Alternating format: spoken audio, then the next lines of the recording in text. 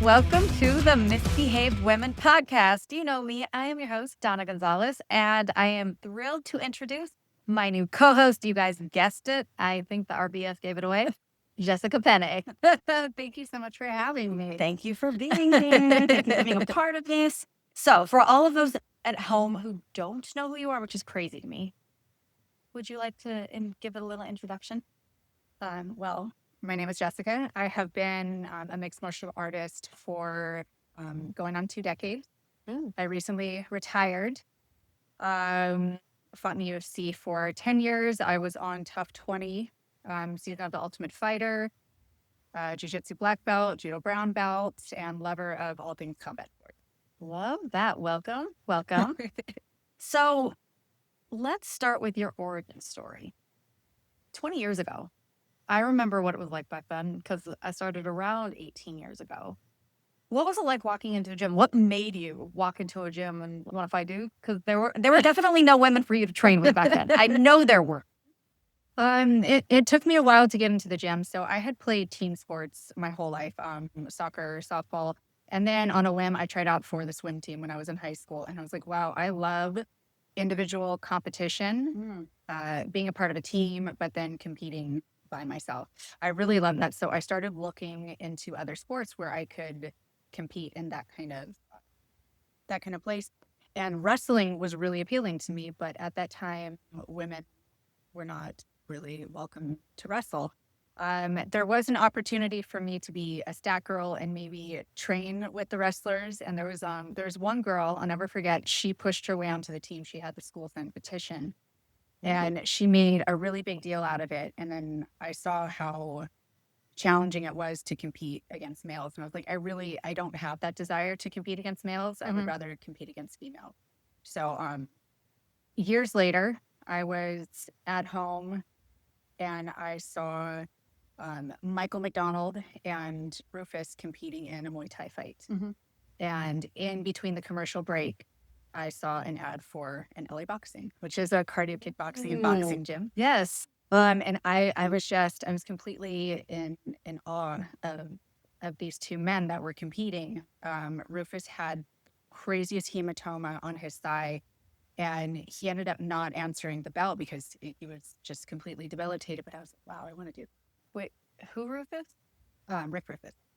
Or sorry, Duke Rufus. Okay, so his brother, Rick Rufus, yes, is how I got my start in kickboxing. Really? Yes. So Rick Rufus used to have a gym in San Diego. No, we're in San Diego now. In Phoenix, Arizona. When my brother was in college at ASU, he started training kickboxing with Rick Rufus, and I would go visit him and take kickboxing classes with him. Amazing. That's what led me into combat sport. That's incredible. Isn't that funny? I know. So I was going to Cal State Fullerton at that time, and there happened to be an LA Boxing right around the corner. So the next day, I went in and I started taking cardio, kickboxing, and boxing classes, and I was picking up on things really quickly, technically.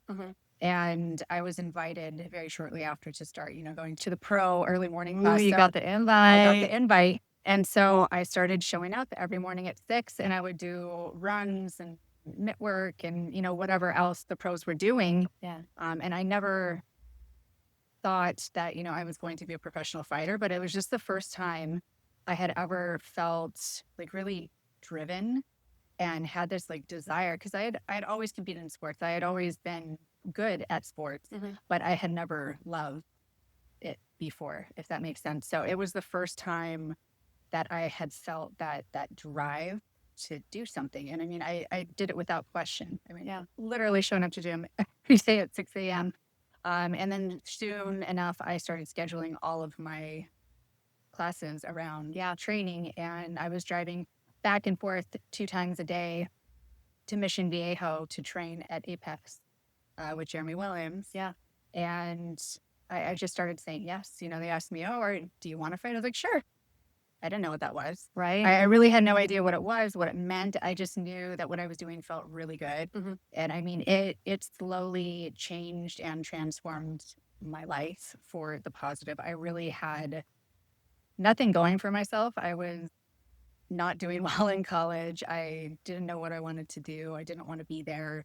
I had, as soon as I entered into this kind of different change in lifestyle, I separated myself from, people that I grew up with, people that weren't living healthy Yeah. lifestyles that I really had no business engaging with. And I just, Do you remember the moment that you realized that this was your career and not a hobby? It was like what you were going to do with your life. I really never thought about it like that.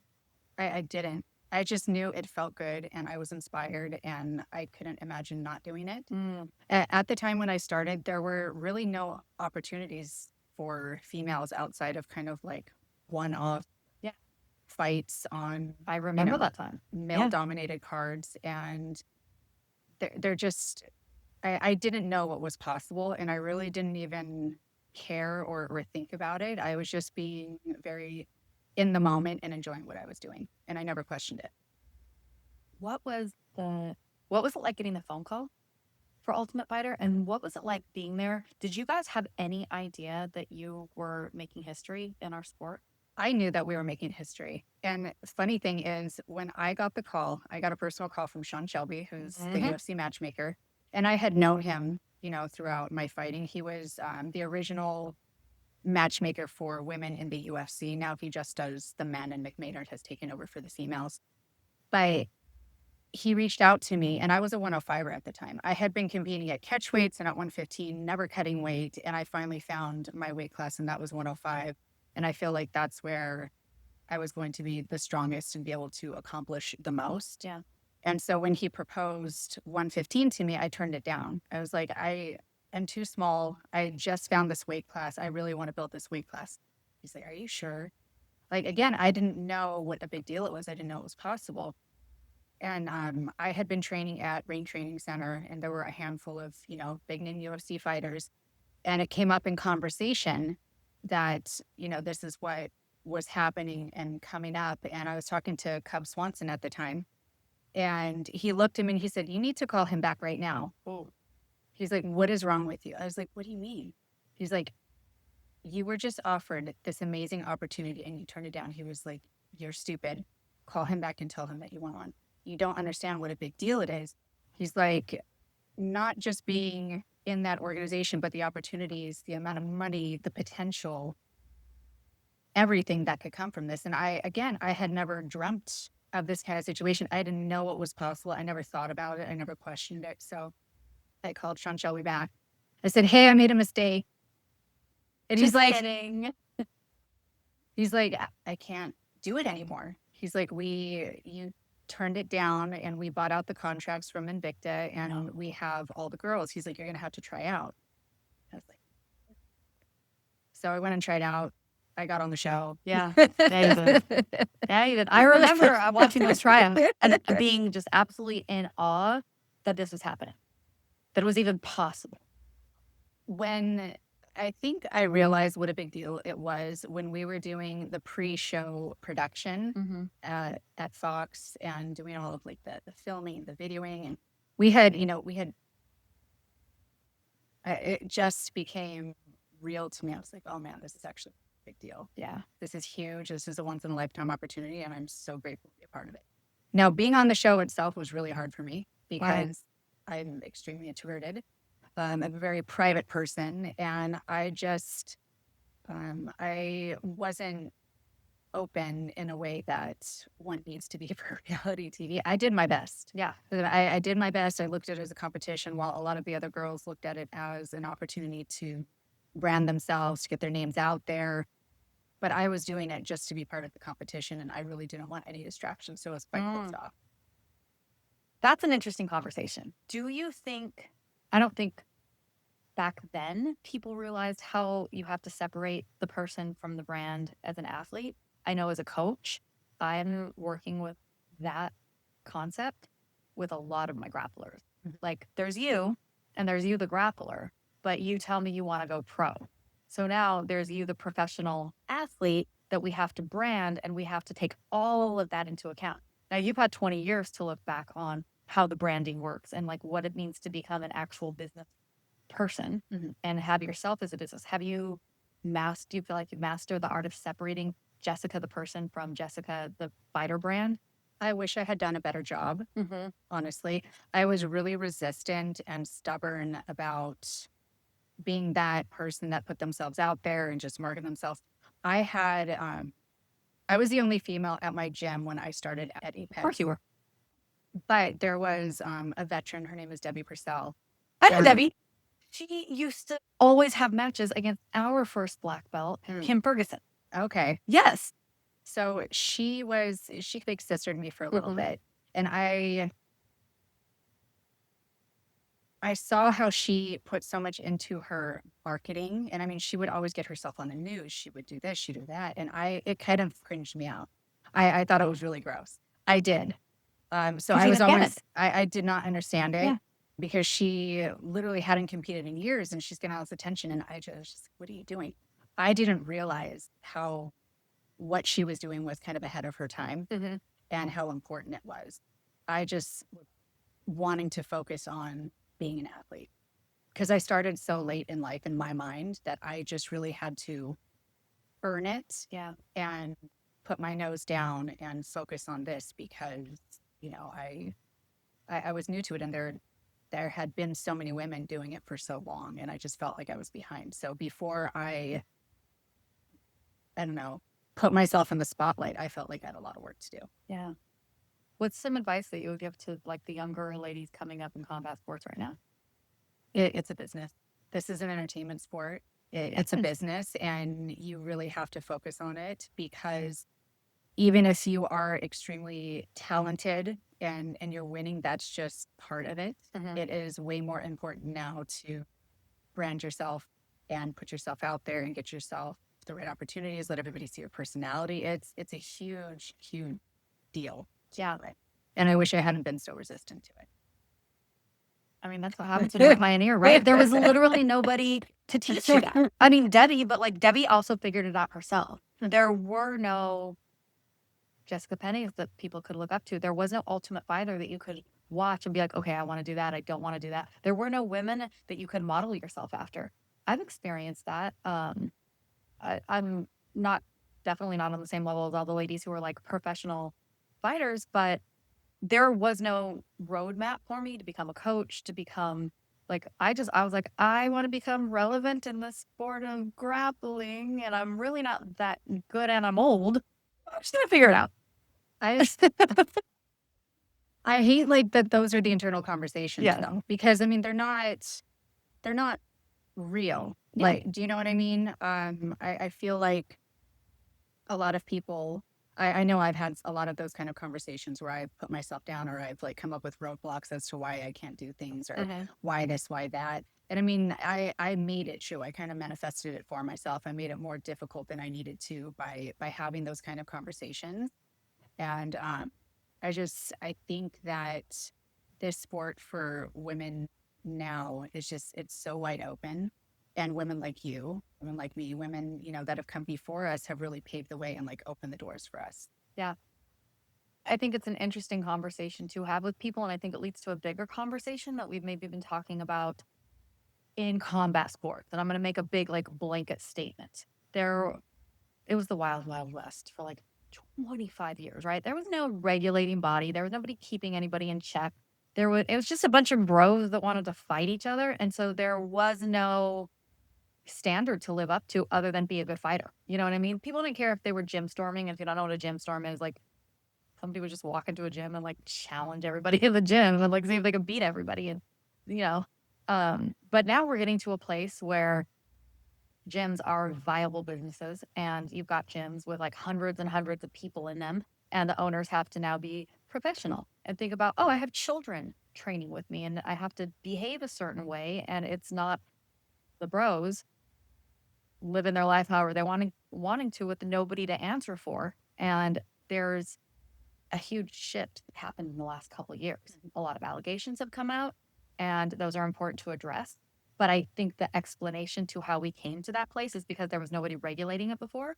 And I've been saying for years that as more women get black belts, as more women come into leadership roles in our sport, we are the ones that are going to start holding everybody accountable for these behaviors that nobody was holding them accountable for. What's your take on that from now that you are retired and you're on the more promotion side and you're on the more business side of MMA? What's your take on all of that? When I first started training, there was this thing that had just happened in an affiliate gym. Mhm. It's like I'm weird talking about this, but it happened. Yeah. And it is happening. But there was a story going around, and it's a true story, and it involved Erica Montoya and Chris Brennan. And this is a married man, a high level athlete, black belt, pioneer in MMA, Mhm. and he had a relationship with a 16-year-old Erica Montoya. And How did that play out? it the parents got involved after they caught them at the gym. Mm. And I mean, she was competing at such a high level. She was a very young, promising black belt. She was competing in Abu Dhabi when I first started training. She was one of those, pioneers, those figureheads in the sport. And I was, taking notice and really excited. And it was very clouded by, and I don't know that, I mean, she didn't recover within the sport, obviously, like she's Yeah. not competing anymore. And I think that he ended up moving to Texas with his family and starting over again. And I know that he's still attached to the sport. And I don't think anybody talks about that. I think there are a lot of stories now that people know about. Mhm. And, there's whispers about, but this stuff happened back then and it's still happening now. The difference is social media. You think that's what made the big difference? I think so. Okay. I like it. I think that social media has made a big difference. People cannot hide from things. Things spread like wildfire. Mhm. And I also think that it is women becoming more empowered in the sport and talking and supporting each other and creating a safe space for people to share their stories. Yeah. That's true. Because in the past, if you came forward with an allegation, it's like you leave the gym. Isn't that crazy? Yeah. Yeah. That it has ruined females' reputations for being put in situations that they never should have been in. Yep. And they're the ones that had to move and uproot and deal with stigmas. And the men can just. I think that's one of the burdens that women have always had to carry, right? Mhm. We're the ones that most of the time are the victim. And yet it falls on us to create the distance or whatever, like be responsible for it when we aren't even the perpetrator. It makes it. It's gross. I know. It's gross. But I think that's why, at least in my opinion, and with the power that I have, the tides have to be shifting because what else are we going to do? You know what I mean? Women deserve a seat at the table. Women deserve to be respected. We bring just as much to this sport as anybody else. And there's no reason that any of us shouldn't be accountable for all of our actions. Male or female. Male or female. That's what all of us should be accountable for our actions. And if you can't maneuver through society in a way without like causing harm to another person, then maybe you don't deserve, I don't care how talented you are, then maybe you don't deserve to be in the spotlight and celebrated for whatever reason. I agree. It's a strange thing, especially with the climate now in the San Diego grappling scene. Yeah. There's a lot of allegations going on, and as a female, I tend to believe the female, or at least give an ear and wait to see what happened instead of like throwing judgment out first. I agree with you. I have a personal rule of always listening to women when they give me their stories. And the other thing is, if a lot of people have very similar stories, I think that speaks volume. Mm-hmm. You know what I mean? One person, okay, all right, let's see how it goes. Maybe it's your interpretation, my interpretation, whatever. And I think the younger the person is making the allegations, the heavier the weight of that allegation obviously should be. And then the more stories that come out regarding that, backing up the allegations, there's probably something to it. You know what I mean? If 20 people accuse one person of something, there's a pretty good chance most of them are telling the truth, if not all. I tend to. Yeah, totally. Uh, but you also have to let everybody have their day in court and whatever.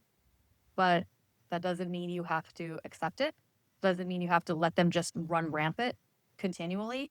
And the cool thing about where we're at in our sport right now, especially like people who are paying customers at a gym or wherever, you don't have to give people your money if you don't align with their values.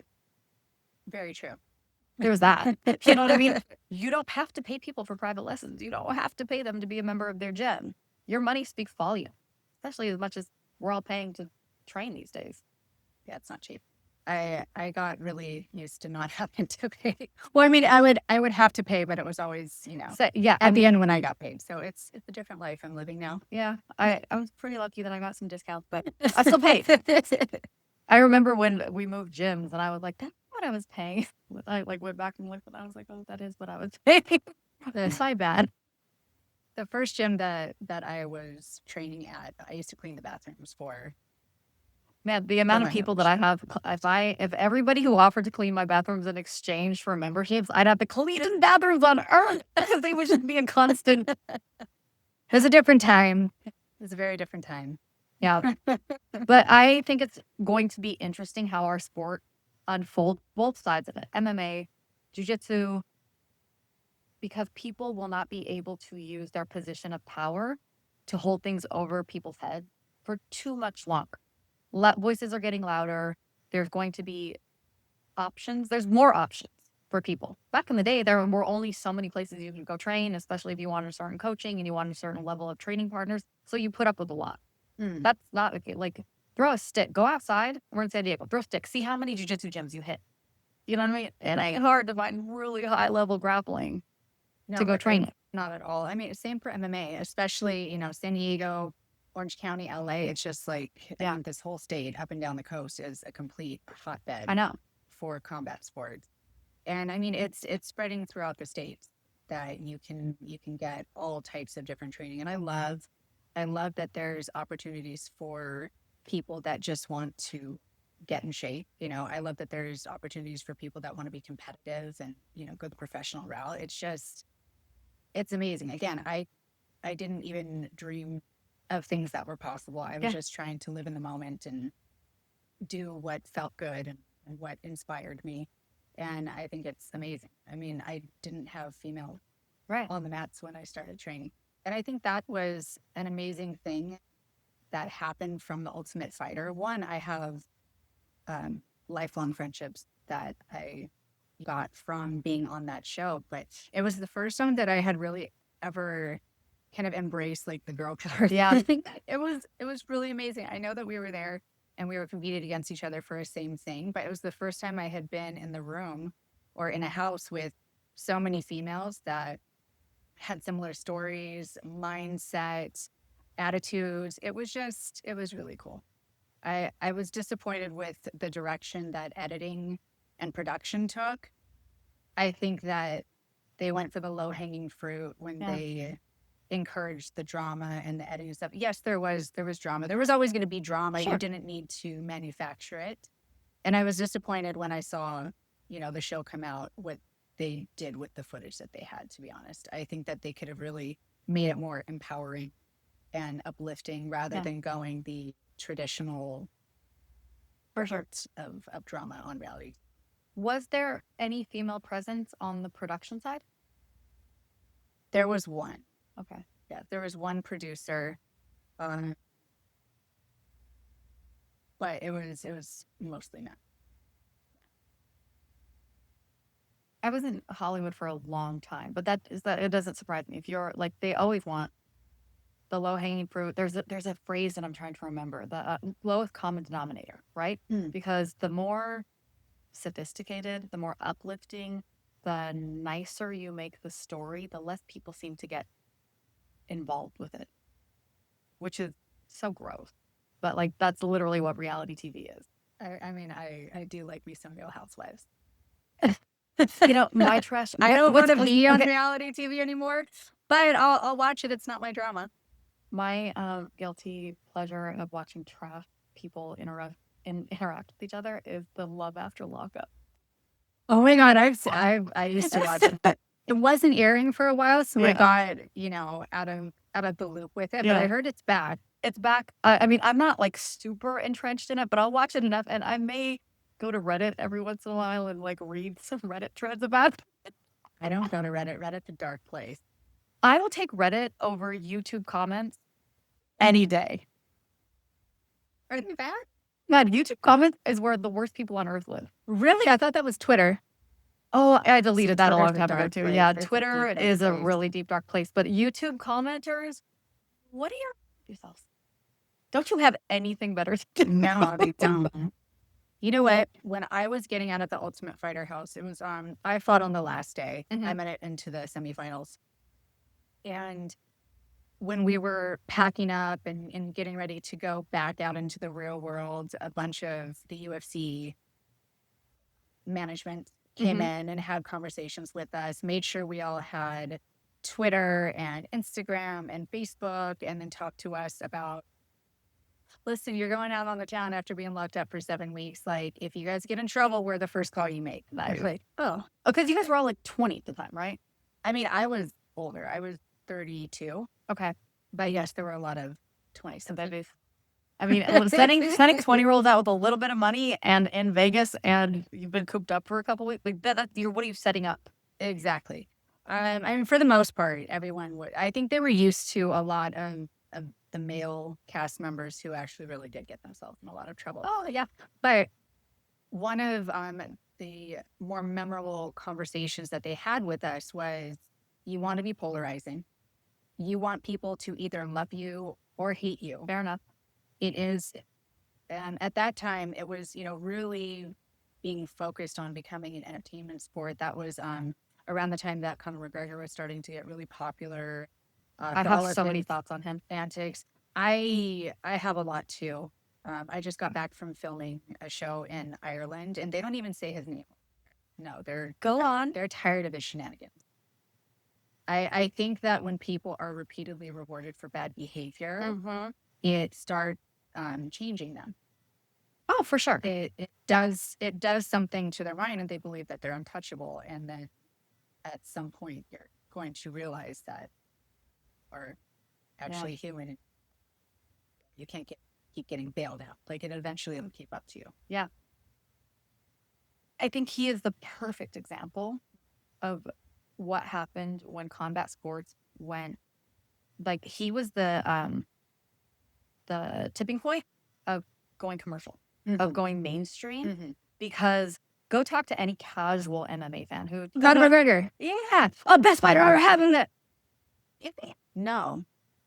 With the UFC, they will go for people that test well, and then they will build them for as long as Yes. they can. Marketing. So yes, and they will give him or her. They will give them opportunities that are more tilted in their favor, but to make it look compelling. Yeah, and they will guide them on this path as long as they can until they can't anymore. Exactly. And that's my whole point. Like the people that go ask the casuals, not us nerds who were gonna watch hours of it and like, did you see his thumb was turned up when he did the blah, blah, blah? You know what I mean? Like we're such a small community of people that like give a shit about like super deep technique. But go watch the people who watch it at like Buffalo Wild Wings and they're gonna be like, best fighter ever. And you're like, he's not, he's just the best marketed fighter. Yes, He's that not was- bad. He's a good fighter. No, he was super talented, but the matchups he was getting. We're set up. It's all entertainment. Yes, and I'm not saying rigged. I saw after MVP, I saw it was rigged. I was like, no, but that fight was never ever going to go in any other fucking way. What Sorry, about the Texas? No, I agree with you. I felt like a trucker, so if they let me truck about that.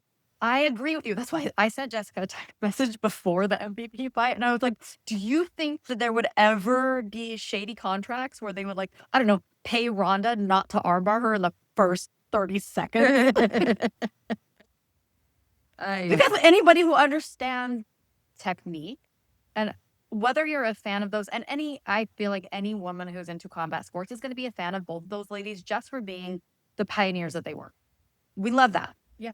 But anybody who understands fighting knew that even at the apex of where Gina was ever able to rise to, she was never going to match Ronda's talent at her apex because that's a move that she's been embedding in her gene since she could walk. You know what I mean? So like that was always going to happen. Of course it was. And that's not to say like now think about the apex of Ronda. And there's the ladies that surpassed her in being well-rounded in the sport, right? That's why she's not. Well, that's why she's retired. I mean, there's a million reasons why she's retired, but like that's why her career trajectory went the way that it did. She had amazing fight and she showed her talent and the thing that she was amazing at. But I think that we saw the limit of where her progress hit. That's not to say I'm not a fan. That's not to say she wouldn't destroy the fuck out of me and protect. But you know what I mean? It's objective. It is. It made me happy to see, two women get to this huge place in their lives where they're so recognizable, their household names. Like again, And we love that for them. I never thought that was possible. Yeah. Gina broke open the door, and Ronda, made it evolve. She made it progress. She made everyone take notice. Yeah. I think all women in these big organizations, I think we have to, Give them their props. 100%. Absolutely. But that fight was never going to go a different way than it went. Of course it wasn't. And I think I have a lot of mixed feelings about MVP as a show, and they're one of those. I think there's been such a progress in MMA as a sport, and I want to keep seeing that progress. So when a show like MVP comes on and they kind of make it spectacle, I feel protective of the sport, and I try to look at it in two ways. Okay, one, they are really good at making entertainment, and I have to appreciate it for that. It just gets frustrating because I've been a competitive athlete for most of my life, and it's a really tough sport, and they're doing this weird entertainment thing with it, something that I've never really. But do you think that the sport can ever be pure and be entertaining? Right? Because think of it. We want people to watch our sport. But again, like unless you're super interested in the nuance of the techniques, it's not going to be exciting without the spectacle. Yeah. And I think that's why the build up to a fight, the selling of a fight has become such a huge thing. It's almost sometimes it's more entertaining than the actual fight. Yeah. I mean, credit to Ronda for being like a entertaining wrestler for the last couple of years because of her promo leading up to this fight. Best fight that's ever happened in the history of fight. Girl, no, you're gonna armbar her super quick.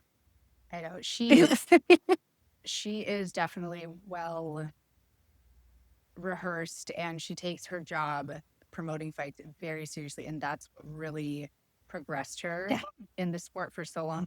I did not like the way she promoted this fight. I thought it gave Mean Girl vibes.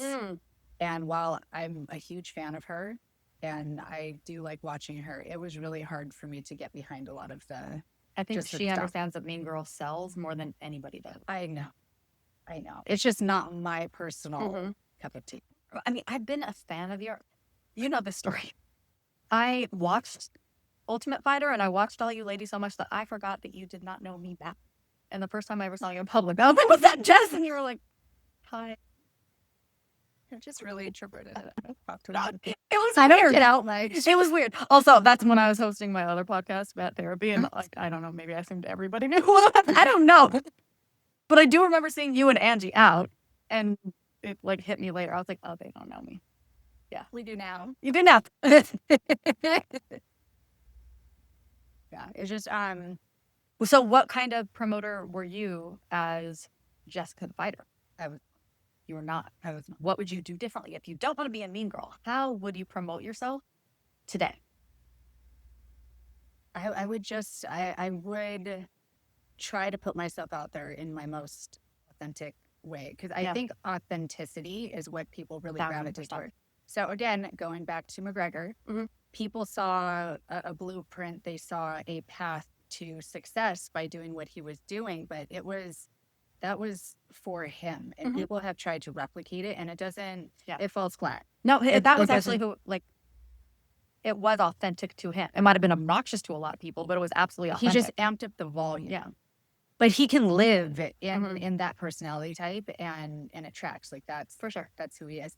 I use Daniel Cormier and John Jones a lot in this one because they were both kind of trying to be like the good guy. You think John Jones is trying to be the good guy? He was trying back in the day, Okay. he was trying to, practice his Christian values and this, that, and the other. And then he came out when they were promoting, Yeah. was it their second fight? One of their It was fights. one of their fights where, like, the mics were. Is that what you're Yes, talking about? yes. Yeah. I was like, see, that's who That's he is. Well, and then That's all where the he things that he was doing outside of training. Yes. And I mean, he couldn't promote himself Mhm. or try and curb the public opinion of himself anymore. Yeah. He just had to like let it ride. Yeah. I see you don't agree with me, but No, I remember, think that he should have been the heel all along. yes, that's what I'm saying. Yeah. Like he wasn't. Well, no, actually, the face I think I was making was Cormier. Cormier is also a heel. He plays this like politician guy, and it's not. It came off as him trying too hard. I remember. Yes. Again, nobody was watching it, but this is not my first MMA based show. This one. So one of my other shows, I called my co-host one day. His name's Rich Slayton, and I was like, I really want to like Cormier. I'm a No, fan it's a of the way he politician. fights. I don't understand why I can't. That's why Yes. he's a politician. Nobody likes politicians. Yeah. They put on whatever face they need to connect with whoever they need to get the vote. I think when he started kind of shedding that, and I still think he plays the part on the Mhm. broadcast and all that stuff, but I think that when he started kind of like letting that go just a little bit, he became a lot more palatable for people.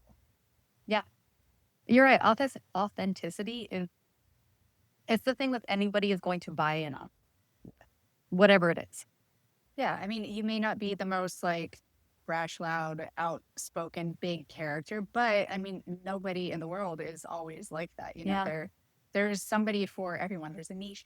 I always market say that for I everyone. might not be everybody's cup of tea, but I am the right people's shot of tequila. Damn straight. Right? Yeah. You know, like those people who love me, people who want to be in like my offering, whatever that is, like it works for them. And if you're not, then it doesn't. It's fine. So, who is your favorite fighter? My favorite. Oh, Charles Oliveira. Why? I just love him. He's an animal lover. He's a jiu-jitsu fighter. He has evolved his game, but stayed true to himself. Mm-hmm.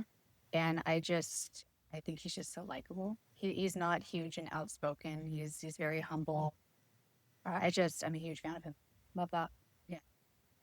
Can I talk a little bit about Team Coven? Is that okay? Yeah. Advice. How did you guys, for those of you guys that don't know, and nobody should, because it's chat.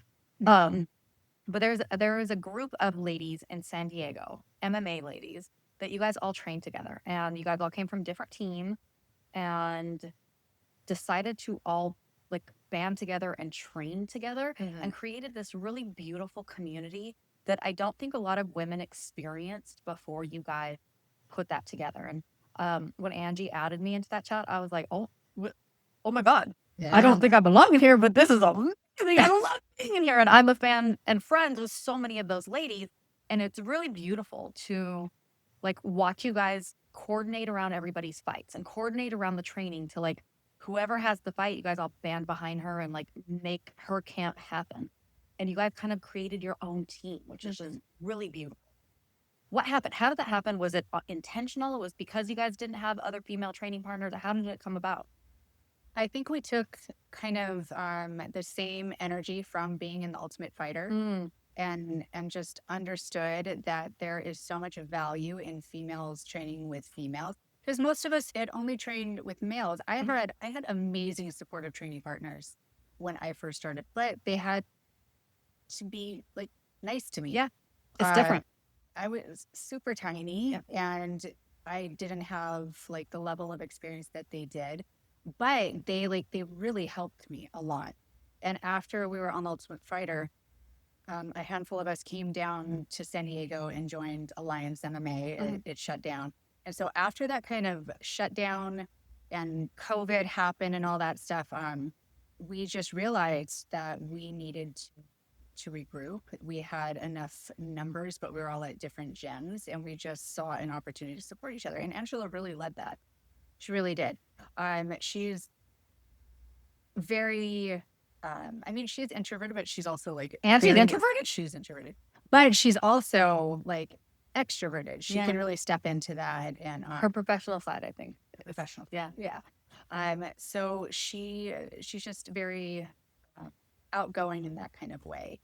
And when we all kind of decided to leave Alliance and form our own thing and kind of outsource training, is when that really evolved into Team Coven. That's really cool. Yeah. I love it. Yeah. And I love that you guys all go corner each other, and like you guys really are a team. That's really cool.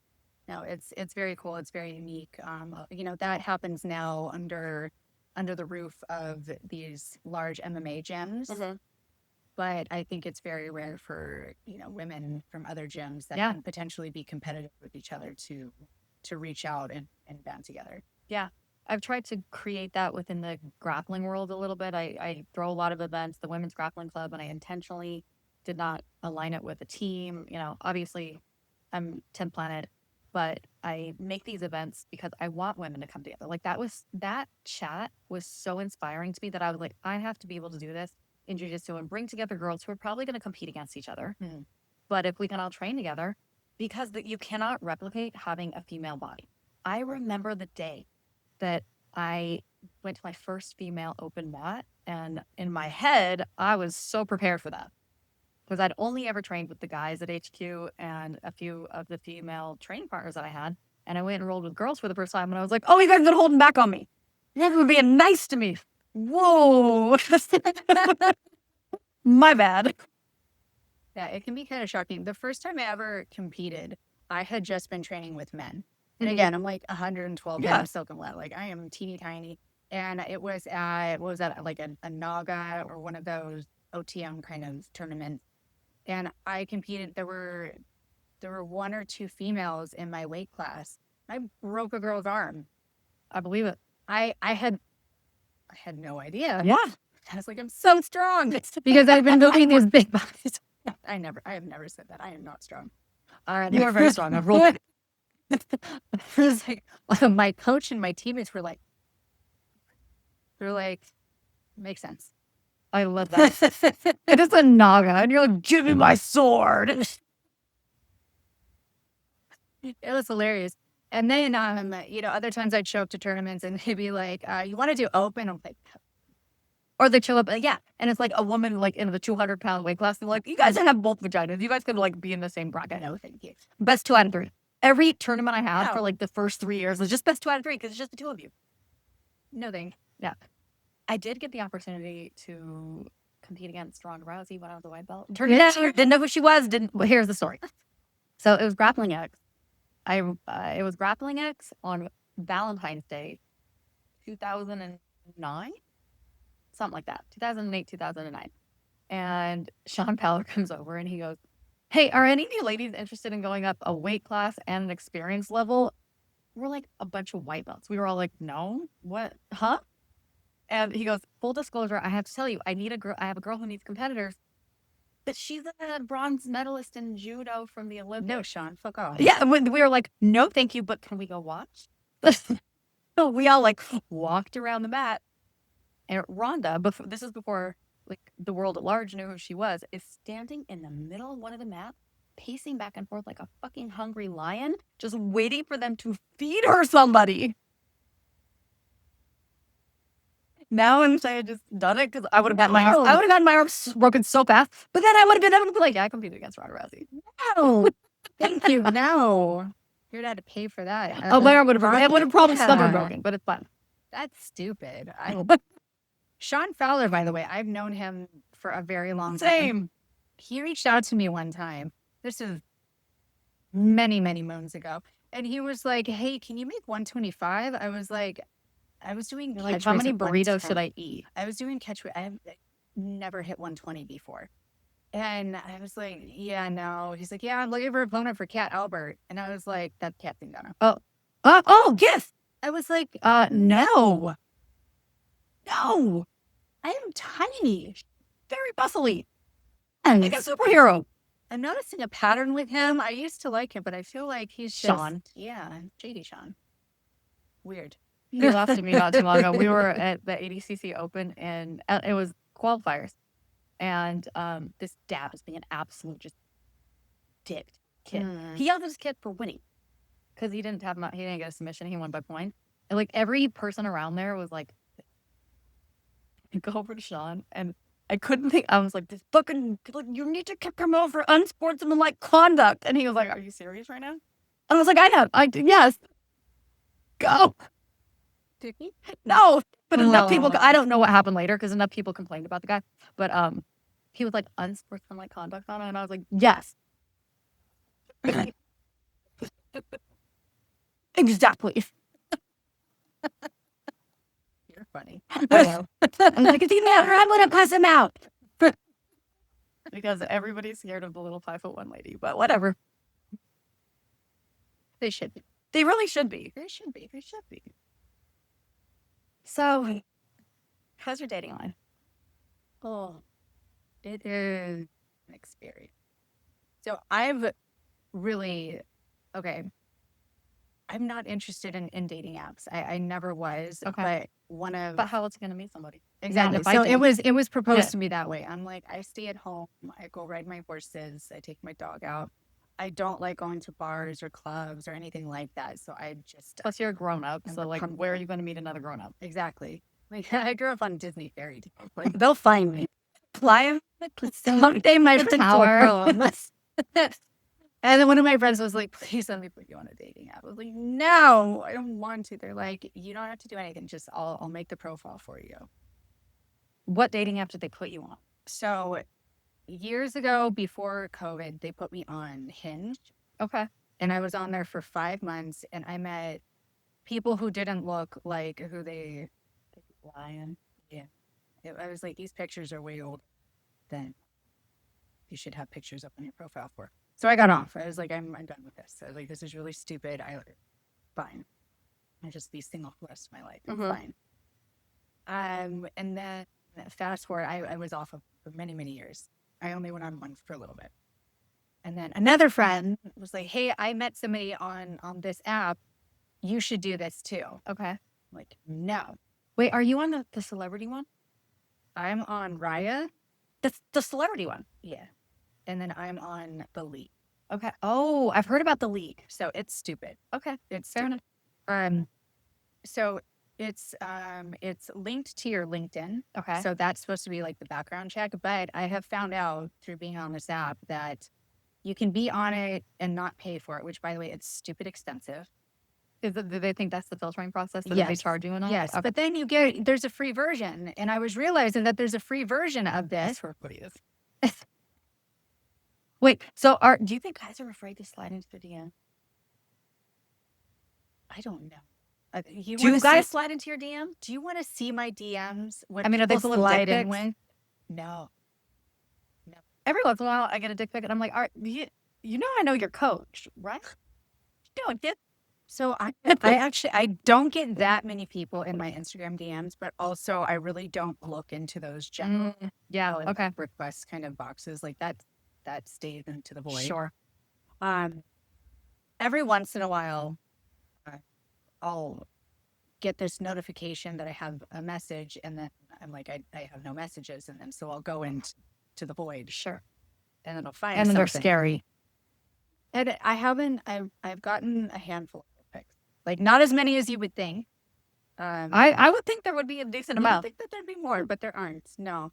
Usually people talk to me about my feet. Usually Could people charge for that. Exactly. Yeah. No. I've thought about. I have really sweaty feet. Like There's a market for extreme- that. I know. I just You can And I make don't money. want to talk to people. You Like, can I'll make just give you money. the pictures. I don't want to talk to you. You can make money. Pay me for them. Just say. I mean, you're Like, my feet will drips. Like, so sweaty. It's so weird. Like, I'm like a gecko or something. That's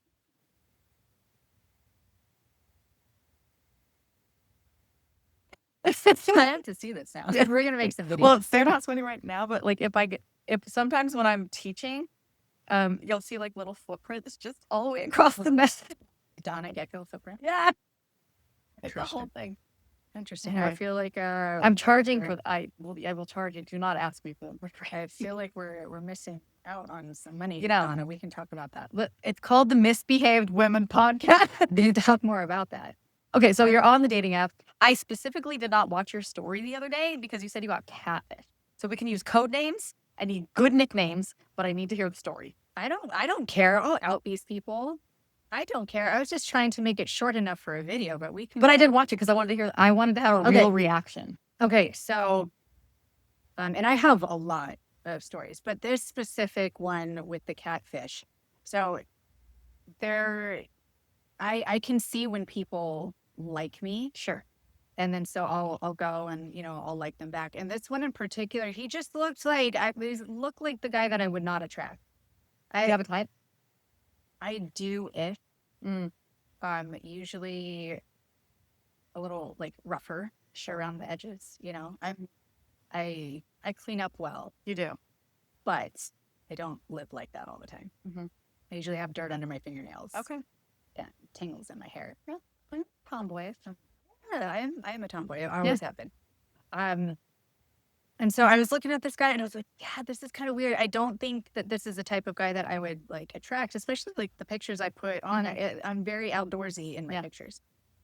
So I started talking to him and I just felt like something was kind of off. And he said that he lived in LA and he went to this school and blah, blah, blah, blah. I was like, I just don't get that vibe from him. And it started like bothering me. Okay. And we didn't have like pages of chats or anything like that on the dating app. So it's like, I'm going to screenshot it. I'm going to do an image search on Google search. So Go on. Because these pictures looked very polished. They looked like they would be on an Instagram. Okay. Because they were like filters. And I was like, what kind of man uses filter? A certain kind. A certain kind. So I was like, okay. Again, I'm trying to remain open. I'm not trying to judge. Sure. But something was bothering. So I put it into Google and sure enough, I get a link to an Instagram page. And I go on this Instagram page and I'm looking and I'm like, it kind of looks like him, but it kind of doesn't. Mhm.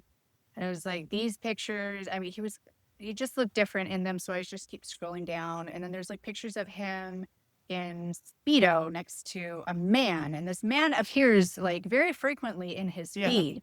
And then I go back up to the top and it says Portugal, married. It tags his husband. What? So I'm like, okay. He wasn't catfishing me, For but sure. somebody was using this His man. photos. And the more I scrolled, Yeah. I finally found those pictures. Yeah. Did you call him on it? I just said, listen, I know this isn't you. I know these aren't your pictures. I'm reporting you. Goodbye. That's very nice. Because you could fuck with him. No, I don't have time for that. I don't know. You could bring your phone onto the, and we could fuck with people. Oh, on we the dating could app. totally. Yeah. I have another guy who I was like, these pictures seem very curated. I haven't made a post about this, so we can just do it now. So this guy looked cute. He looked like kind of European, like Okay. I mean, like polished European. Do you play the game gay or European? Yeah. The other one just looked gay. Fair. The other just looked gay. I was like, I don't know. Turns out he was. But these pictures just seemed very curated, like professional Mhm. kind of photographs taken. And so I put those into Google. Nothing came up. I put them in ChatGPT. I was like, are these fake? Are these AI generated? They're like, no, but I know what you're talking about. It looks pretty curated. So I go, I love ChatGPT. It's like, girl, I get it. I get it. Yeah, no, me and ChatGPT are best. Yes. Same. So I'm on this and I'm talking a little bit, and then I start seeing like his responses just seemed like ChatGPT. Like there were dashes in that. Uh-huh. Okay. There were Did dashes. you get that? Honestly, dot. I'm going to tell you this. We're using my phone to record. I wish I could bring. But so I'm talking and it just seems like very curated. And I'm like, okay, maybe, he's trying hard. Mhm. He ended up saying he was from the Czech Republic. I was like, Okay. okay, maybe he's using assistance. Then he started talking about star signs. And I was like, all right, this motherfucker That sounds like a is girl. not, yeah. Yeah. I was like, this is not, Mhm. this is something. And then he asked me, he said, hey, would you want to text instead? And I was I'm like, bored. no, I don't No, give I you was my phone actually already. bored. No, I was actually Okay. bored and I was having a few glasses of wine. Okay. I was like, Oh, okay, for oh, sure. go on. Okay. Yes. So I was like, okay, I'll have fun with this one because this just seems. So it ends up being a WhatsApp. And I'm like, okay, for sure. Mhm. Like anytime they go to WhatsApp, like something about that.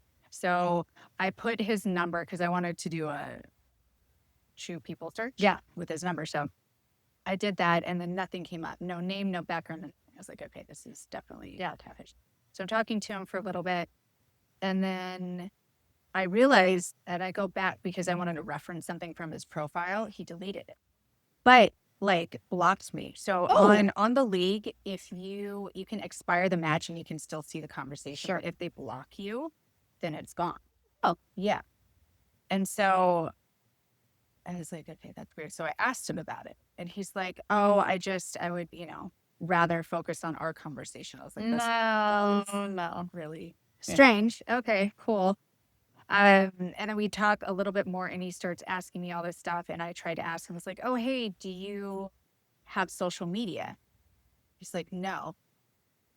He's like, after my wife died of leukemia, I deleted all my social media. No, liar. I was like, what? Wait, okay. So I was like, well, that's kind of strange to me because on the league, it links to your LinkedIn. And he's like, no, I deleted my LinkedIn too. And in his line of work, he definitely needs Okay. a LinkedIn. Yeah, because what? LinkedIn is too much social interaction. What? No, so he said that he worked for this like big company. Okay. And then he quit that. He left. Everything changed after his wife died. And he needed to start his own business or he was inspired to start his own business. I'm like, okay, so you would really need LinkedIn. And then he gets like, he switches on me and he's like, I know what you're trying to do. He's like, I am not playing into your little immature games, your childish games, blah, blah, blah, blah, blah. Good luck to you. Good day, sir. I say good day. I was like, okay, bye.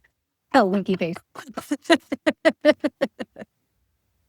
Yeah. Oh my God, dating is so hard. It's so stupid. I remember, so I've been married for a minute, but I remember I'm so old, but like pre-apps, I was on the website.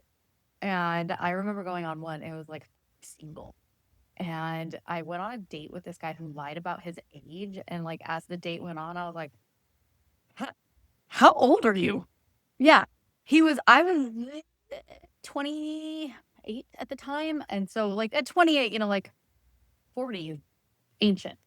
And I just remember being like, my dude, like you told me you were in your 20s. And he was like, yeah, but it's okay. And I was like, it's really not. It's not. How old was he? 40. Oh. Old liar. It was such a weird date.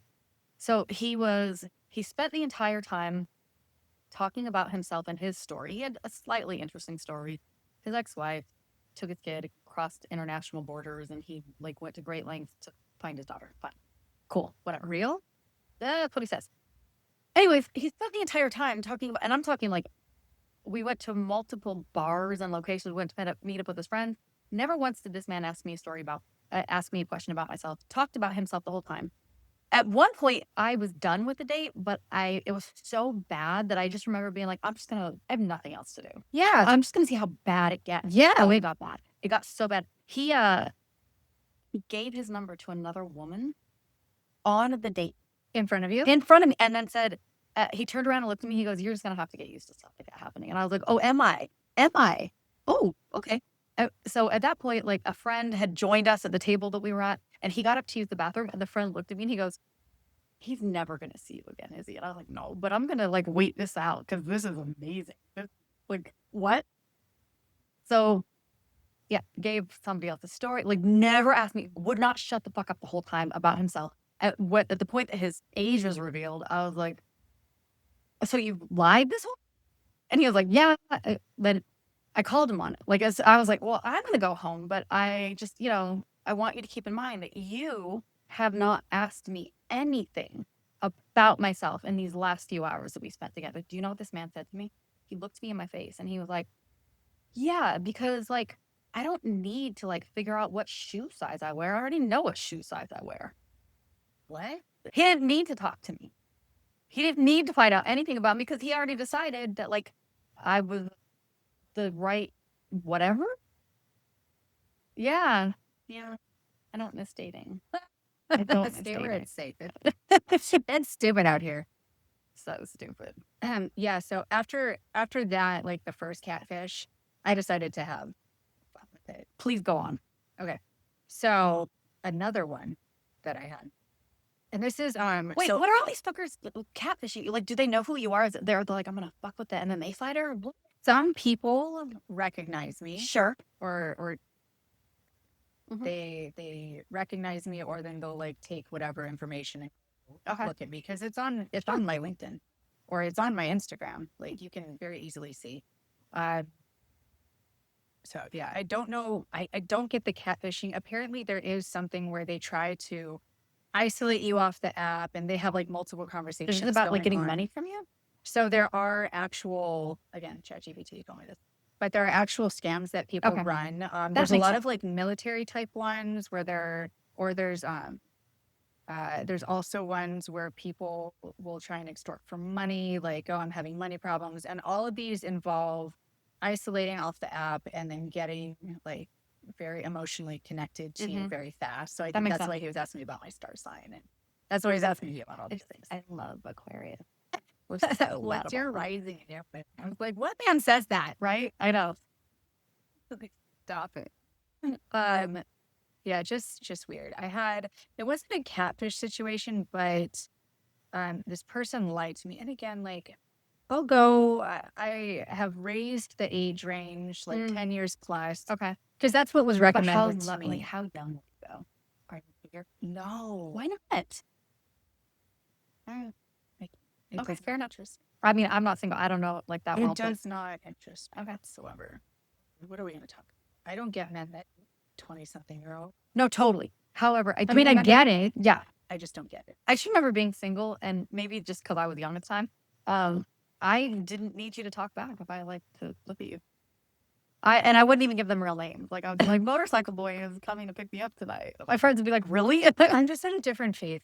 Fair. Like, it would be nice to have like an actual connection. Yeah. Fair enough. Fair enough. You know, that's Would what you my like to 20s settle were down? for. Are we, I would are we love looking to that. settle down? I would love that. Okay.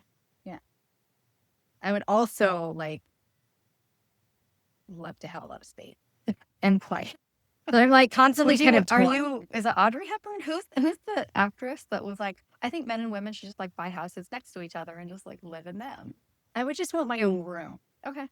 Like I would want to be able to have like, Sure. and for someone who like has absolutely no say in just in anything that I do. If that makes sense. Yeah. Like I don't want to tell you where and what I'm doing. I don't know if that is totally compatible with marriage, but look, as somebody who is in a happy marriage, who we also are very independent, I get it, right? My husband and I are like, you do you, and I'm gonna do me, and then like we'll meet up when we meet up. I don't know, maybe write down exactly. I don't think it's that like unrealistic. I can speak for myself only, obviously, but I am in a very happy marriage. But like I said, we're very independent people. You know what I mean? Like we both have. I love jiu-jitsu. I can watch jiu-jitsu all the time. I love going to events. My husband kind of hit his limit on how many jiu-jitsu events he can attend. That's a lot. And so like his thing is like, why don't you go to all the jujitsu events that you want and I'll support it, but I'm going to From say afar. here. And also he's into like very, like metal, like very hardcore metal shit. God. And he loved going to concerts. And I'm like, I think that's wonderful for you. Look at you guys. You're a match made in heaven. why don't you go to your concerts with your friends and I'm going to stay home and watch Flow Grappling. And then like, I'll see you when I see you. Yeah, I'll see you for bedtime, maybe. Yeah. See you for bedtime. We'll go out to dinner. Like we'll go get Yeah. breakfast together. But like we both have our own obsession. Yeah, that's And we cool. I allow think- that. You know what I mean? I think that is very healthy. Yeah.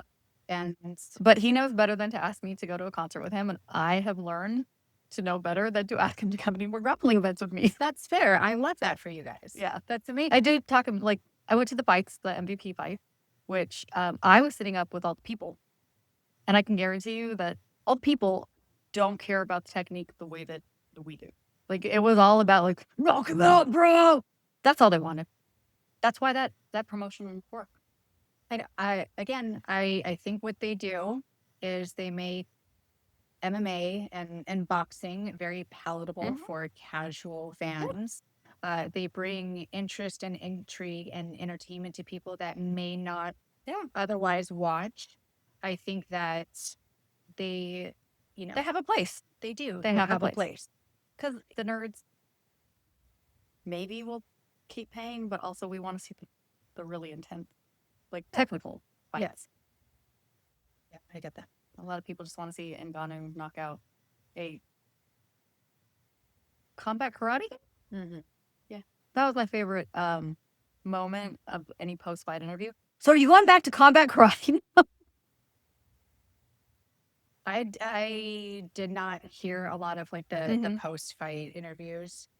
I heard they were very long, but there was also a lot Yeah. of space to be filled. There was. What was that? What happened in between? Or what? My take on that with the little amateur shows that I've worked on is they were spreading it out for time. Yeah. So they have a fulfillment for Right. the broadcast, and all of the fight that happened So fast. very quickly. So they had a ton of space. You think they'd have like filler, like backup? You would think that, but it was all on Helwani to carry that forward. Backup fights. You know, fillers. Yeah, swing bout. What we call it. Oh, okay. I did not know that word. Interesting. Yeah, sometimes it doesn't happen all the time, but sometimes a fight will, maybe the fights will go too long or too short, or something will happen, and then one of the undercard fights will have to go like on the back end. That makes Or we'll sense. have to move one to the front end, like all that kind of stuff. Yeah, for sure. That happens on grappling tournaments where you're like, oh, we're at the finals, but these guys have to recover, so we need like filler fight, Yeah. super fight in between. What's the best promotion you've ever worked for? UFC, UFC? hands down. By the way they treated you, or what? Like, what's the metrics that you are basing that on?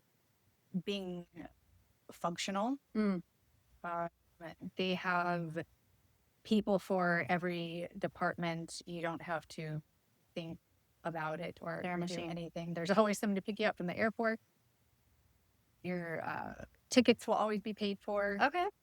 Just everything's taken care of. You have food during fight week. Mhm. You have access to, Like meal prep during fight week? yeah. Oh, that's awesome. Even so they have, I don't know who they have now, but they had Thrive and one other meal prep company, and they will give you meal preps for 8 weeks out once you've signed a BAB agreement. That's really cool. Yeah, it's very cool. Nice. You have a lot of access. The challenge is that if you don't live in Vegas, Mm. it can be challenging. If They you can. don't if you don't make enough money to move your whole camp to Vegas, take care of all that stuff, or move your camp, it can be kind of challenging because the PR is amazing. I feel like the fighters that move Vegas or move their camps to Vegas have definitely a Really cool. I did not know that. yeah. I mean, I knew about like the travel. I had a friend who, And visas are taken care of. Just everything. that makes sense though. Like you don't have to worry about anything. They got it. Favorite place that you've traveled to fight? Japan. We'll go on. So this is before the UFC days, but I was approached by Shootboxing Mm-hmm. to fight their organization sweetheart Reina in Japan Mhm. on like 7 days. So me and one of my teammates just we flew to Japan. I had to cut weight as soon as I got there. I made weight and fought. I had never seen shootboxing before, really. I Mhm. didn't know all of the rules. And I mean, back then there weren't a lot of videos about it up Shoot, online yeah. to find out. What's the rules of that? Shoot boxing is kickboxing with takedown. Kickbox, but no grappling. There's no grappling. You can kind of do standing submissions, but as soon as the person, like, their knees touch the ground or anything touches the ground, it stands back What's up. the point of a takedown if you can't stay there and fight? Points. So you can get shoot points. So high velocity takedowns, Mm-hmm. like judo throws, big, any kind of like big velocity kind of throws will get you with shoot points. Interesting. And so while the scorecards are going on, if you get those points, those look good. So But they'll reset you if you take somebody down. Yes. Okay. Yes. And you don't always really get points if I like trip somebody. Okay. Like that's not It has to be style. it does. Okay. So I went over there, I fought 3 rounds, and again I was well rounded, but I was primarily like a grappler. And I was fighting, somebody that they brought me in to lose against. Obviously, I'm like walking down the hallways and her banners all over the place. She's adorable, so cute, really, good striker. And we just did 3 rounds. And again, this is short notice. Mm-hmm. So I've been very tired and jet lagged, all of those things. I remember I was sitting on the bench and my cornerman, Paul, he's like, "Hey, you're going an extension round." I was like, "What is that?" I didn't know. I did not know there were extension rounds in shoot boxing. But they're like, "Yeah, it's a more majority draw. Oh, so you're gonna go again." I was like, "No, I'm not." And he's like, "Sure." Wait, an additional round or an additional match? Round. After how many? It was 3. And then That was supposed to be the fight. okay. And then they added an extension round. Yes. And I was like, "No." He's like, You have no choice. He's like, "Get up, right?" I'm like, "Fine." I was so tired. And then I got up and I did it. And then they called in another draw. Wait, was it Infinity like extension round? So apparently, back in the day when it was first created, you could do as many extension Come on. rounds as it took. And so it was messing with me because Yeah, for I sure. was Because then like, you don't know "When where the does end this is. end?" Yeah. You don't. When- Where's the gas tank? You don't know how to like pace yourself. Yeah. So I had to find my fuck it. And I had to pout first though. For sure. I had to express my emotion. And then I went to the 5th extension round, the 2nd extension round, so 5 rounds total. And I ended up getting a big throw, and I got the shoot point. So Okay. I won. But it was like a majority decision. Like Interesting. they Because they really want. really wanted her to win. And then it was crazy dramatic. It was the best fight experience of my whole life. Like I will never forget that because I learned like what I was made of, and Yeah. I learned who I was. Yeah. And I've always been very grateful for that experience. I am so grateful to fighting, to like every aspect of combat sports, because I don't think a lot of people get to like truly know who they are. Yeah. Yeah. And it's shown. I talk to my team about that a lot, which is if you want to know who you are, go into a space. And for us, it's, here in the room and grappling, where it's only you and another person. Mhm. Teaches you everything, how you handle adversity, but also how you handle being the best. Like, how graceful are you Mhm. in winning? How do you handle being tapped out by somebody that you did not believe that you should be tapped out by? How can you work through those really hard moments? Like, there's no lying on the mats or in a cage or like any of those places where it's just you. No, it repeatedly holds up the mirror for me. Yeah. Some days I handle it better than others. 1000%. Same. Same. Yeah. It's yeah. Sometimes it's way more challenging. Sometimes I think that's why I've had kind of up and down career too. I've let what's in between my ears just really affect me more than what was going on. Biggest battle we'll all have. Have you had this moment yet because you're retired and because of who you are, like in the timeline of the sport? Have you considered like what a small percentage of people you are in company with, and what does that feel like? It has always been really challenging to me to appreciate Mhm. any kind of a goal that I've achieved or anything that I've done. But I think now that I'm removed from it and I miss it, Yeah. I'm very appreciative. And So cool. it's like really. Like historically, like people are going to be riding. You know what I mean? Like that's gotta be a thing. It is. I mean, I can get really like overcritical and judgy and say that I didn't do everything that I wanted to and coulda, woulda, shoulda done better Mhm. and all these things. But honestly, like I it, Yeah. and I did something that not a lot of people have done.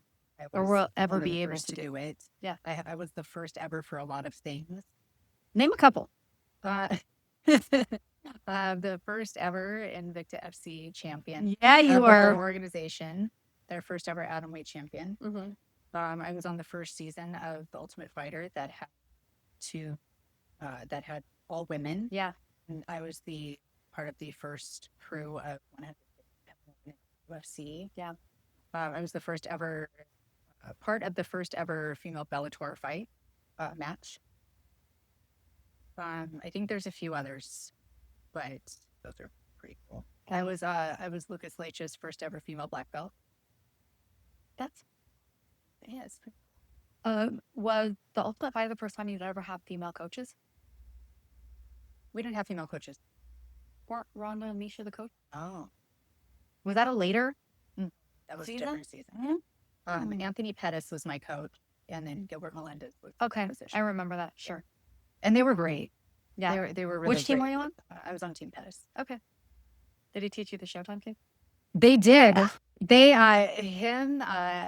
and Sergio were there for like the whole filming, and they were just really awesome. Like That's Sergio was our honorary female training partner. Okay. He got in there in the trenches with us. So did a few of the other guys that were just really like amazing and supportive too. It was a very nice group. I love that. Yeah. I love that so much. Thank you for sharing that. All right. So now that you are officially on Misbehaved Women, what are we going to do? What are we going to do with this podcast? Like, what can people expect? I think people can expect us to just be very authentic and honest about our life experiences, our views about combat sports from our perspective. Of course, relationship experiences, because I have plenty. I'm just dating for stories at this point. Do it for the gram. Do it for I think that we can just and we can really support and progress combat sports for women and for men. Yeah. We have a lot of experience, a lot of knowledge about it, and I think that the sport, can be supported by it. I love that. Let's do something fun. Okay. So I was on the Lala podcast. I can't remember the name of it, but she's a reality TV star. It's on her podcast once, and they did this cute thing at the end where they talked about their first world problems, and I think they called it ache and relief. So what's something good that happened this week for you? But what's like a first world problem that you had? And I'll do the same. Oh my God, you have to go first. I don't know. Okay. Well, what was something good that happened this? I got to go to the Padres game with my team. Got a whole bunch of seats with the Padres game. It was Star Wars night. That was a lot of fun. First world problem. That's my biggest first world problem that I had this week. So early to go coach yesterday. It made me so tired. Sucked. I don't know. So a good thing that happened. I started. One of my girlfriends came down to the ranch where I board my horses, and she's helping with a lot of because I have 3 horses. This Sounds like a lot of work. it was ambitious of me, especially for somebody who did not grow up with horses. But I just kind of I say yes, and then I figure it out. That's kind of how I've always been. But she's helping me do a lot of groundwork with them. And yesterday we went on a really nice long ride, and I saw the work. I noticed a big difference, especially I have a thoroughbred named Bella, and she's very high strung, very powerful, very special girl. And I saw it actually making a difference, and that made me very, very proud. And then a first problem.